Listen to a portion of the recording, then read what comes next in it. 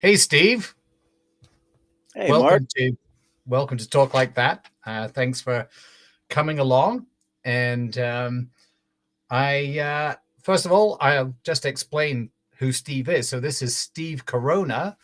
Steve is an actor, and he's also a dialect coach. His acting credits include such things as, let's see, Hamlet 2. That was your first film role. You were also in Breaking Bad as an orderly. You've been in The Lone Ranger. You were also in Georgia O'Keeffe, and you've been in lots of different shows and TV movies, and you've done a lot of commercial work as well, right? Yes. Yes to all. And on top of all that, you've been a dialect coach for some years too, yeah?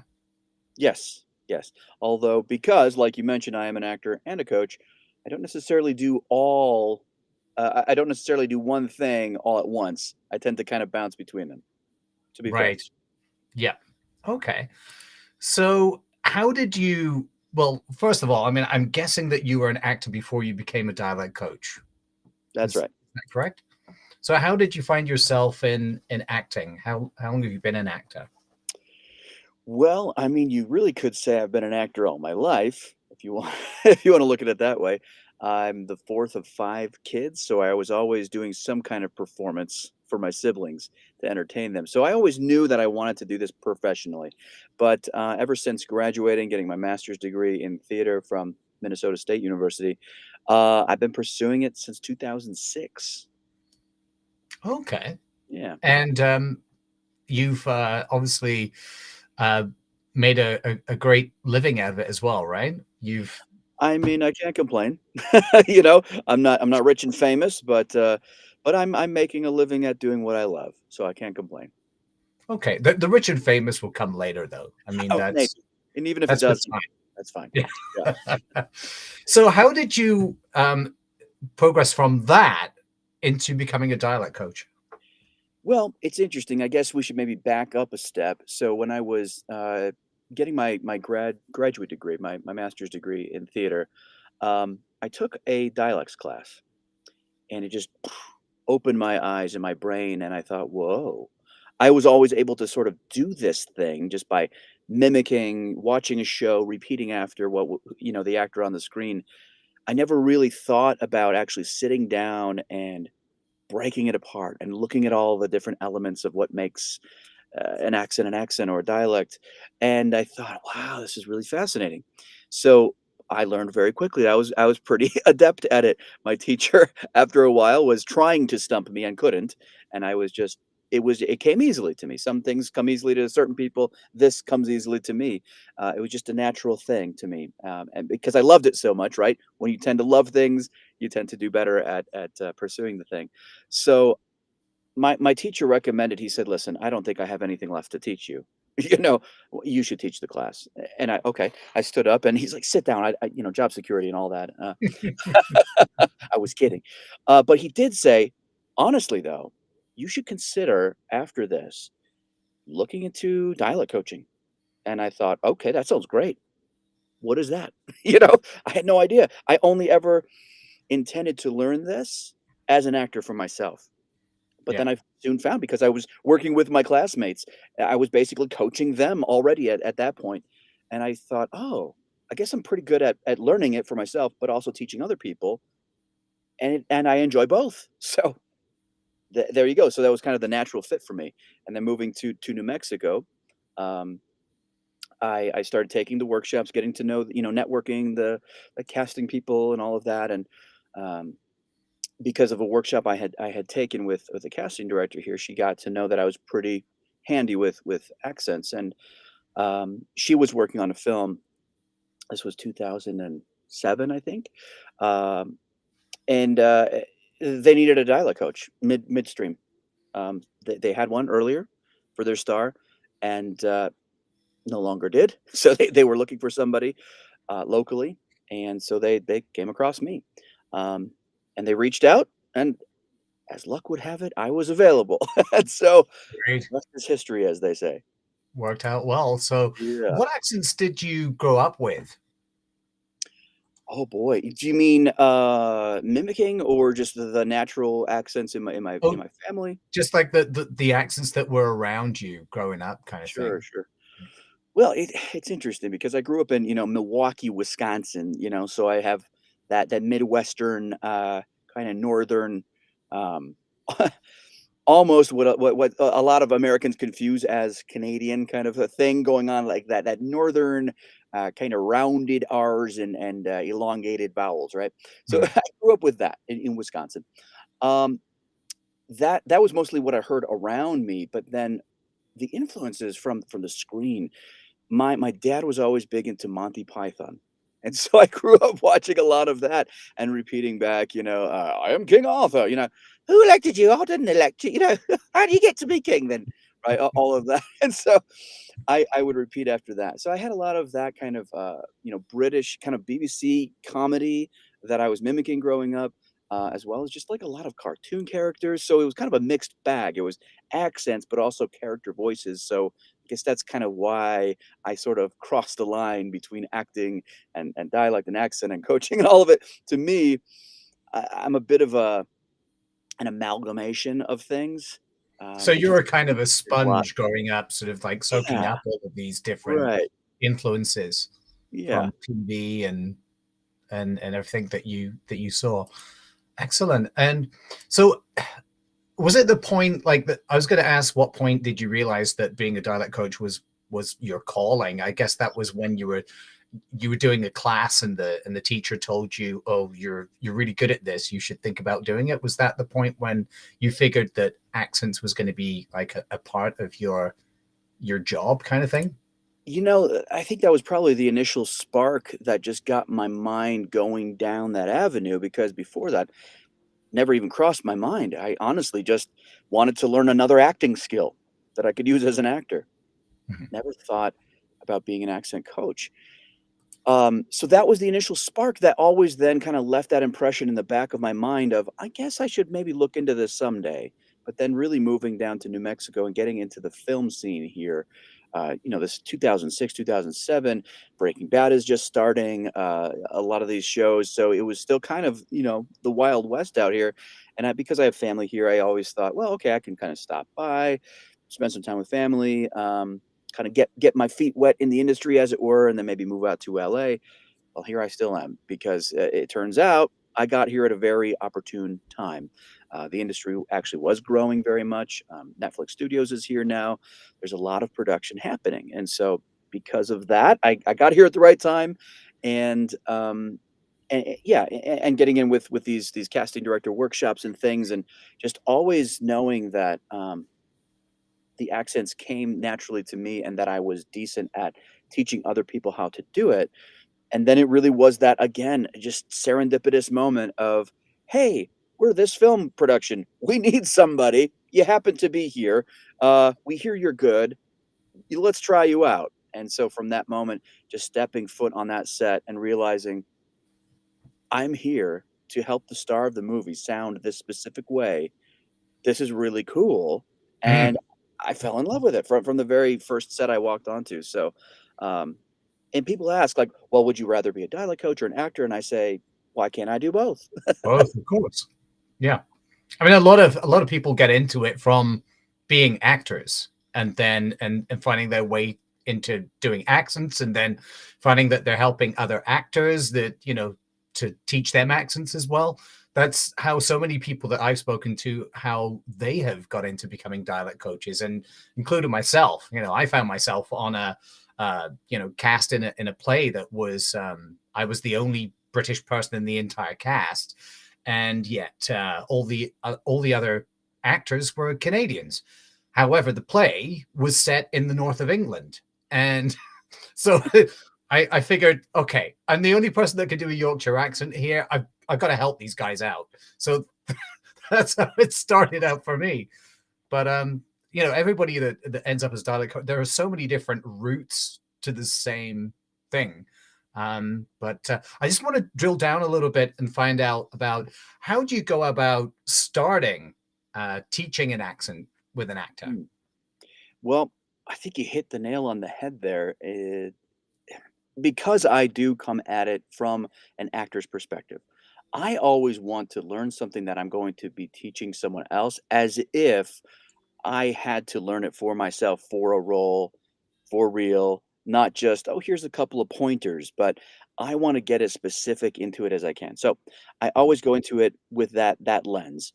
And so I'll go and I'll go to my usual, group of resources, which we can get into if you want, but it's basically I go and I listen and I watch um, people who are native to the specific accent or dialect that I'm trying to learn for myself to teach somebody Mhm. else. I take as many notes as I can. I really pay attention to how are these sounds being formed? How are these samples that I'm watching and listening to using their mouths, their articulators to form these sounds that are different than how I speak, and how can I translate from here to there? And so I always try to think about, not necessarily like what's the shortest route from here to there, but what what can I take away from the research I'm doing that will help an actor to understand this quickly, but also to understand that there's a lot involved, and the more time we have, the more specific we can get. Yeah. So that's maybe not the best answer, but hopefully that kind of answers that question No, for that you. makes yeah, that makes perfect Okay. sense to me. I would imagine, yeah, it's like you say, like you pay as much attention to a person that has the accent as much attention as you can and try to pick up as much data from that as possible. I think a lot of actors tend to go straight to YouTube and look up how to do whatever accent, and it's like end up watching so many of those and thinking, okay, I don't know that don't know, because then the authenticity of that accent is obviously somebody who's like an influencer or Mhm. somebody with a YouTube channel is just basically, oh look, here's how you can sound Italian, and Yeah. then it kind of come a cropper. Right, or sometimes it's well-meaning actors who maybe they are pretty good with it, but they haven't necessarily done all the research, and they've just picked up a couple things, and they think that they've got everything all sorted out, and now they're gonna teach everybody else, and again, they probably have good intentions, but I always tell everybody, you know, mind your source, filter your research through the lens of how accurate and how specific is this, and So I Yeah, don't necessarily condemn YouTube research or any other kind of research. It's mhm, just it's one source. Look at several sources. That's always my approach anyway. So yeah, okay. Here's an example. If I can go off on a little tangent, sure. I auditioned for a film role for a movie with Tina Fey and Whiskey Tango Foxtrot. And and they had me read for a drunken German airline passenger. Okay, fun, great, awesome. So, in my research, I thought, "Okay, I'm going to listen to as many samples as I possibly can. I wanna get a really good, representation of several different types of German accents, and then I'm going to find the one that I think would be best for this character, that fits probably this scenario the best," and so I'm narrowing it down, and I found one really, really nice, sample, from a gentleman from Essen, Germany, so it was, sort of Western Germany, and I was really having fun because I could really kind of loosen up because this is a drunken German airline passenger. So I was just really having fun with it, and loosening. So, but the point, the point is, I didn't get cast for that role, by the way. I got called back, but I think they gave it to an actual German actor. So, what are you gonna do? Right. Uh, the guy who's faking it or the guy who really is. But the point is in that though, my own research for myself. That's basically what I will do every time that I'm coaching another actor is I'm going to do the same amount, that same kind of thorough research because I want to make sure I'm looking at several different samples and I might Yeah. even take little bits from here and there and sort of put my own model together that's now going to become my personal character voice for that. Yeah. Do you ever use IDEA, the International Database of English Accents? Yes, all the time. That's one of my first, go-to resources. I love IDEA. it's an amazing resource, and The International Dialects of English Archive. As you'll hear Paul Meyer say, right? Paul Meyer, yeah, Yeah, exactly. This is Paul Meyer. Yeah, love him. he's a gem. He's amazing. Yeah, But he uh the thing is with idea is that you I mean it's great. There's so many different samples. And of course there are certain areas of the world there are samples lacking from that sure. they need more input. Mhm, But sometimes there are so many resources and they've got examples of people speaking with an accent from a certain place, but they mhm. all sound quite different. Or some of them you would never guess that they were even from that place because they speak English with such an accurate command of it that it's like, hang on a minute, what are the features that I should be hearing here? Yeah. So sometimes that can be a bit of an issue, right? It can be a little bit of a challenge. Sure, So but what one thing I love about IDEA is also the context that they give you. They'll give you the background on the person. You know, this person lives in the United States, is studying here. They've been here for 5 years. They lived in Germany, but their parents were from Africa. You know, and so then yeah, you understand. That's where all these different flavors and these different influences are coming from. That's one thing I love about this. Right? Is there's all that nuance. So yeah, yeah, they do that very well, and I love the way they always have they have the same sample where what is it there's a couple of samples they have. One of them is about the rainbow and the other hmm one is the I don't comic know, is pure. Come Gets a Cure. That's it. Yeah, Come Gets a Cure about a sick a goose. silly goose. Yeah, they're veterinary. so they're so great. And then they always have somebody having a conversation at the end, which where some other databases like there's the speech accent archive, which is great, especially from a linguistic point of view when you want to if you want to really drill down into the international phonetic alphabet and stuff Sure. and look at how they transcribed it. But they don't have them having a conversation afterwards about Mm, themselves in their own at their own pace in their without reading it, because yeah, reading it is very different, sounds very different from actually speaking it as you would right. normally. And um that's one thing I love about that. I think that's a very valuable contrast to have, right? yeah, You're right. When I'm reading something, I'm going to sound differently than when I'm just speaking conversation. Although, hopefully, as a voice actor, as an audiobook narrator, hopefully I've gotten down the ability to sound conversational even when I am reading. But that's another skill to master. But right, most people, when they're exactly, reading, sound differently than when they're conversing. yeah. So for actors who are wondering whether they should actually um, start learning accents or think about, adding that to their skill set, and thinking, I don't know, is it worth the time and money? What would you tell those actors? Well, whenever anybody comes to me and asks me that, I say, well, kind of ultimately, what's your goal? What's your end game? Mhm. Why do you want to learn dialects? What purpose will you use them for? So, if an actor says, "Well, I want to use it for my voice acting," great, fill up your tool bag, right? As many as you want to learn, and that you can comfortably master, go for it. Load up, because we're not seeing you, so it doesn't matter if what we're hearing matches what we're seeing. If your goal is to learn accents for on camera work or for theater, then you have to consider what do you look like and would that match what's coming out of your mouth? And so sometimes that's kind of hard to do from looking at yourself and thinking, I don't know, what do I sound like, or what could I sound like? So sometimes it helps to have a third eye, an outside perspective, giving you that feedback, a acting coach, even just friends, people, ask them, where do I look like I could be from? You know, uh, France, Germany, England. I don't know. I'm very, Caucasian and European looking, and so obviously those are the types of roles that I've played, because my sound in that case definitely matches my look. There are definitely certain roles that I could not play on camera, because I do not have that look, and it would not match. It would be awkward.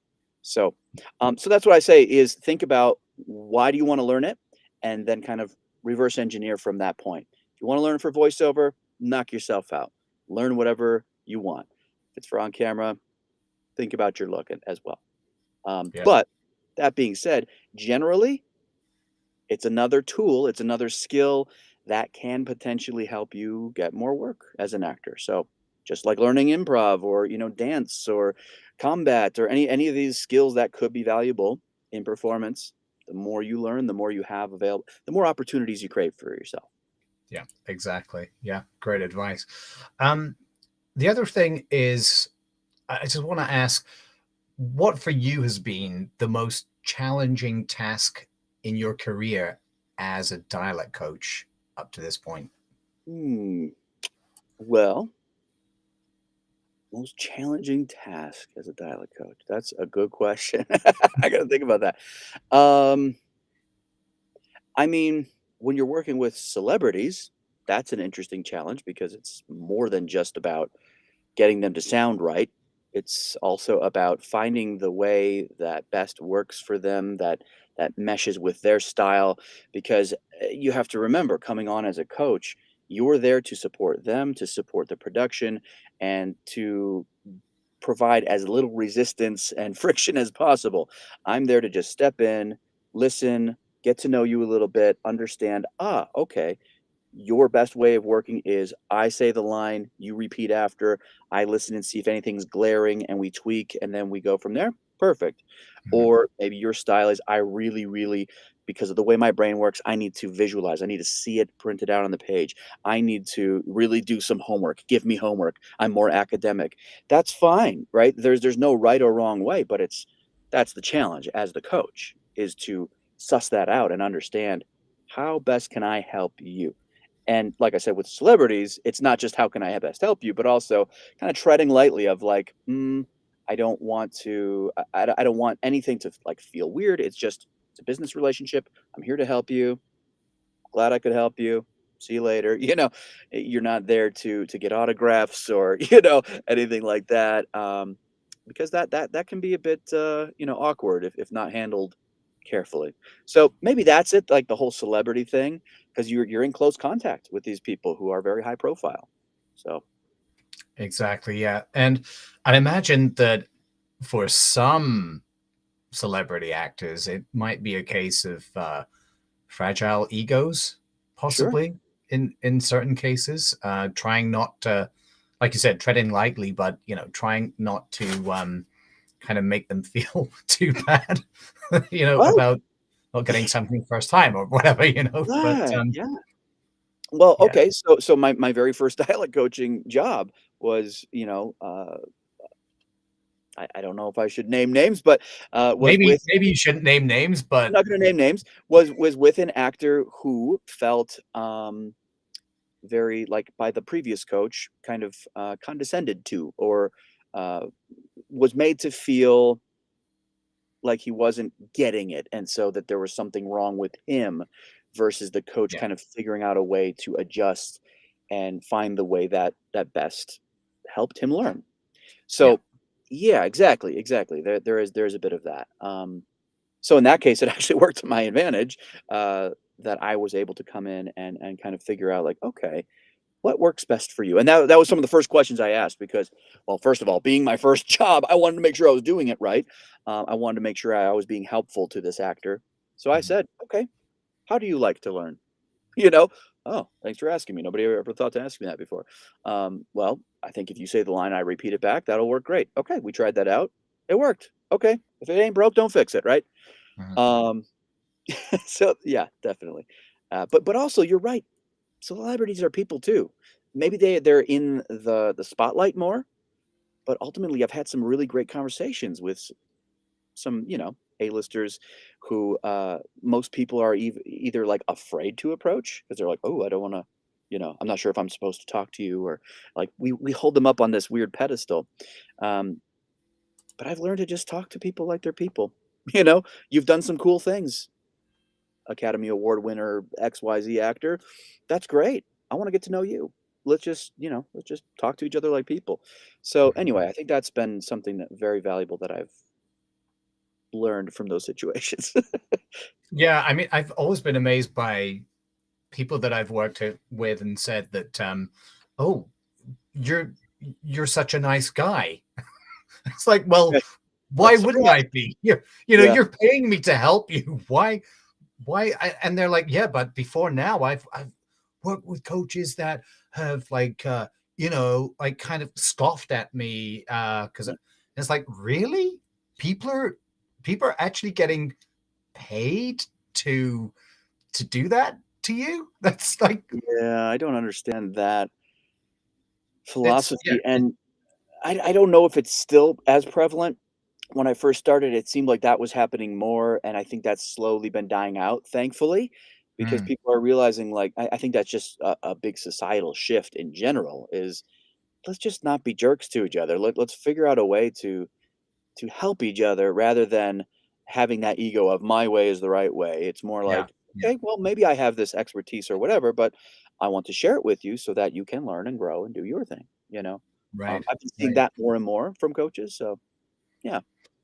Are there do you have like when it comes to accents that you teach, do you have a kind of a specialization or I guess what I'm asking is, are there any accents that you'd prefer to hand over to somebody else to teach and say, okay, Oh, that's sure. not really an area like, do you have one of those? Yeah, I mean, I think because I am American, I think the American accents come a little easier for me, and I feel more comfortable. I've been Hmm, around it more, even like all the different regional accents that are in this country. Um, so that comes more easy to me. I'm very comfortable with that.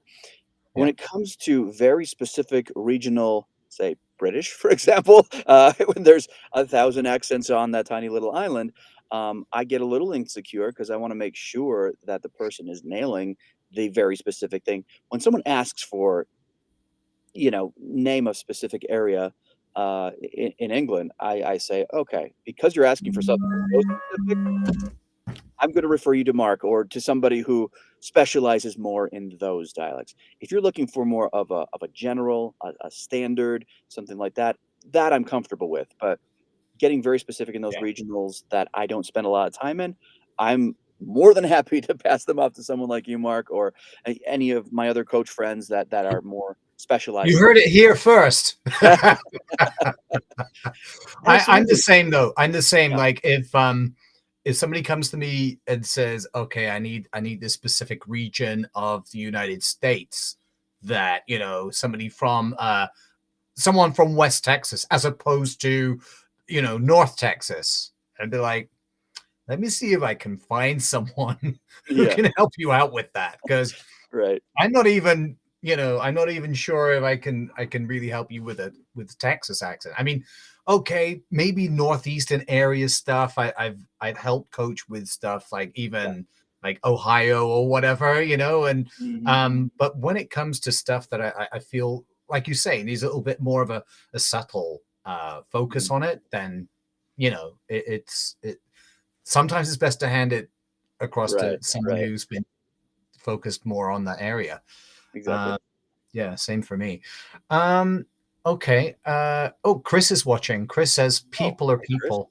People Yeah, are people. Chris Bass. It is true. It is true. You can't argue with that. No.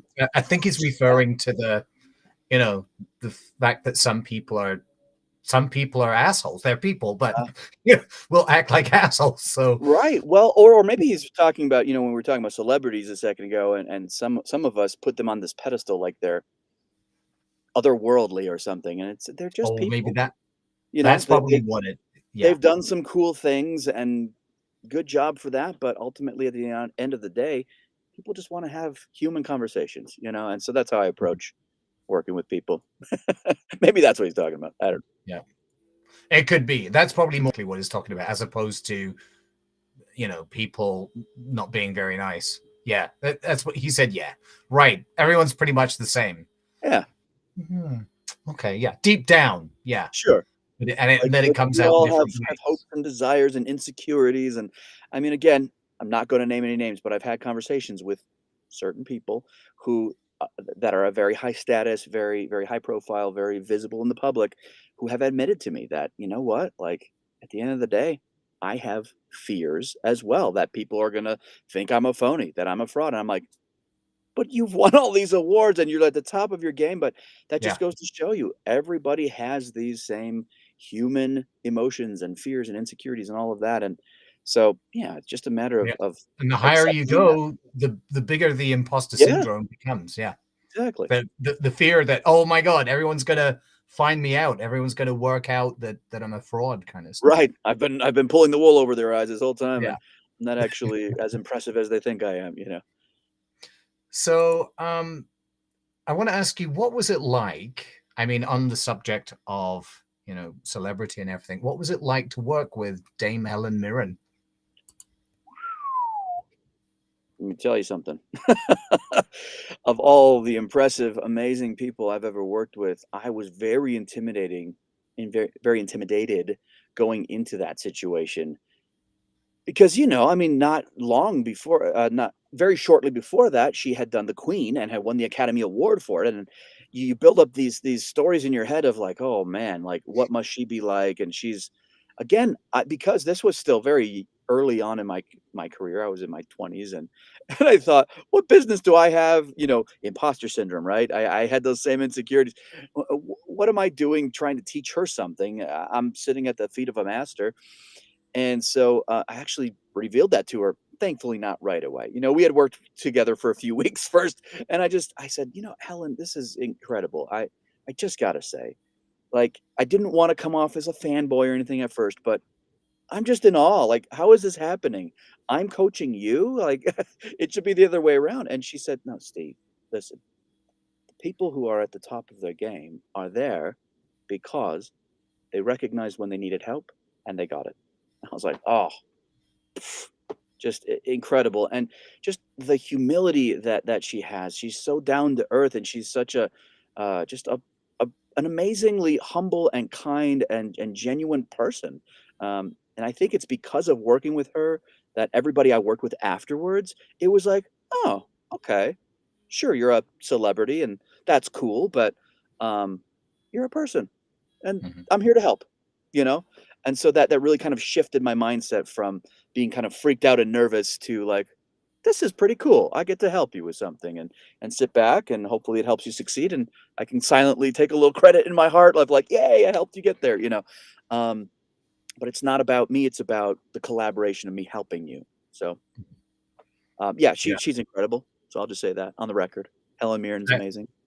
yeah. I spoke to someone else I know who worked with her, another dialect coach, and she said pretty much the same thing.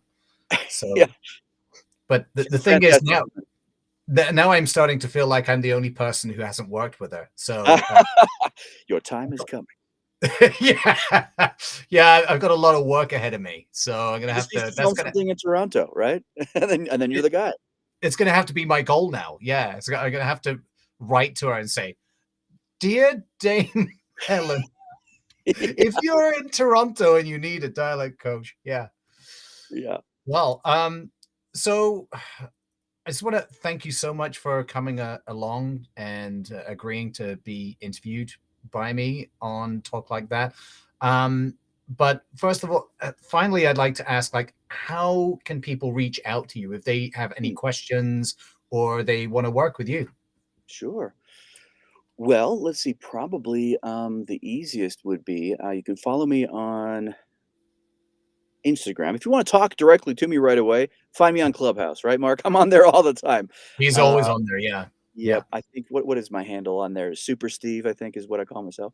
On Instagram or on Twitter, I am the Steve Corona, Steve Corona. So you can find me there. Shoot me a message there. That would probably be the best way to find me. But reach out. Yeah, I'm always glad to answer questions and help however I can. Awesome. And you're always coming into my room on Wednesday afternoons into It's the fun. accent anomal was it actor I can't even remember what my own group is called. Accent ac- accent Accent anomalous anomalous, I think. Yeah, something yeah. like that. Yeah. Oh my God. It's been one of those days. But you're always in there as well. So As often and as I you can be.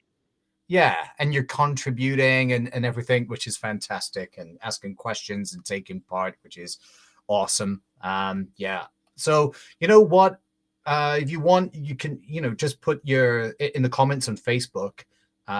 Just put I'll put a link to uh, your Clubhouse link and whatever, Sounds good. and people can just find you through that, and then go from there. So Right. I got there's a couple of messages from some people I know that said they haven't worked with Dame Helen either.